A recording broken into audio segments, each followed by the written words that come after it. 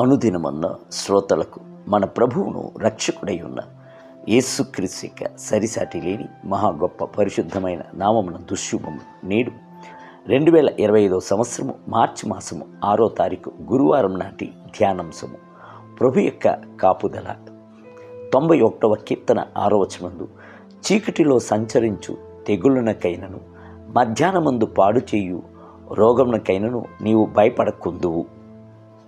91వ కీర్తన యొక్క ప్రతి ఒక్క వచనమును ప్రభు యొక్క కాపుదలను మనకు బహు చక్కగా బయలుపరచుచున్నది. ప్రభు ఎంతగా మనపై ప్రేమను ఉంచి జాలితో రెక్కలను చాపి కాపాడుచున్నాడు అను సంగతిని మనకు తెలియజేయుచున్నాడు. ఈ కీర్తన యందు 5వ మరియు 6వ వచనముల యందు రాత్రిని గూర్చియు పగటిని గూర్చియు కీర్తనకారుడు మాట్లాడుచున్నాడు.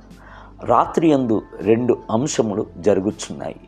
ఒకటి భయము కలుగుచున్నది, రెండవది తెగుళ్ళు సంచరించుచున్నది. పగటిని గూర్చి 2 అంశాలు చెప్పబడి ఉన్నది.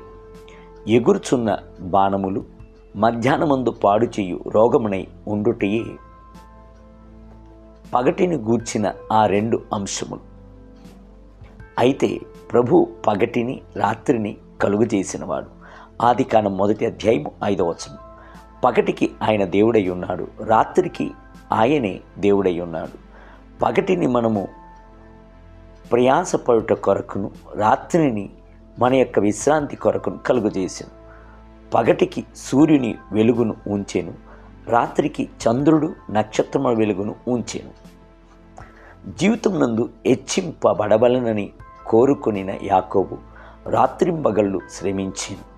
తన యొక్క భార్యామణుల కొరకును, సమాజము కొరకును, తన యొక్క మందలను కాపాడవలను అనుట కొరకును శ్రమించెను. ఆయన తన యొక్క అనుభవంను వ్రాయిచున్నప్పుడు, పగటి ఎండకును రాత్రి మంచునకును నేను క్షీణించిపోతిని, నిద్ర నా కనులకు దూరమాయను. ఆదికాండము 31వ అధ్యాయం 40వ వచనం.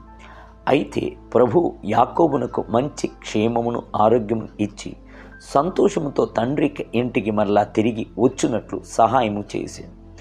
ఆ ప్రభువే మిమ్మల్ని కూడా కాపాడుచూనే ఉన్నాడు. యెహోషువ యుద్ధభూమి యందు నిలబడి ఉన్నప్పుడు చీకటి ఆవరించుటకు ప్రారంభించెను. సూర్యుడు అస్తమించు సమయము వచ్చెను. అయితే యెహోషువ మహోన్నతుని పక్షమున నిలబడి ఉండుట చేత సూర్యునికిని చంద్రునికిని అధికారముతో ఆజ్ఞాపించాను.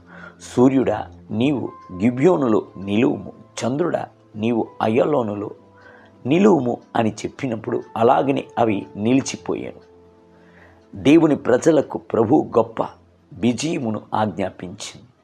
మన ప్రియ ప్రభు పగటి యందు గల శత్రువులను సంహరించును, రాత్రి యందు తంత్రముగా వచ్చుచున్న శత్రువులను కూడా సంహరించును. అయితే మీరు చేయవలసిన ఒక అంశము కలదు.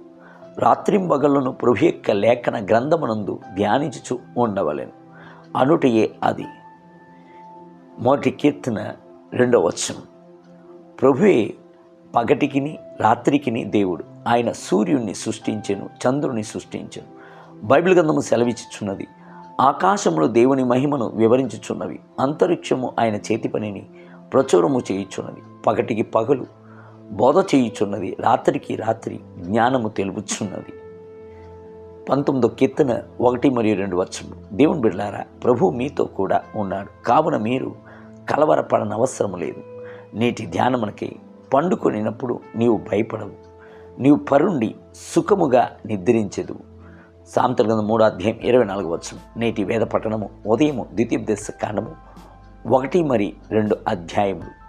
సాయంత్రం మార్కు సువార్త 10వ అధ్యాయం 1 మొదలుకొని 31వ వచనం. ప్రభు మిమ్ములను దీవించునుగాక. ఆమేన్.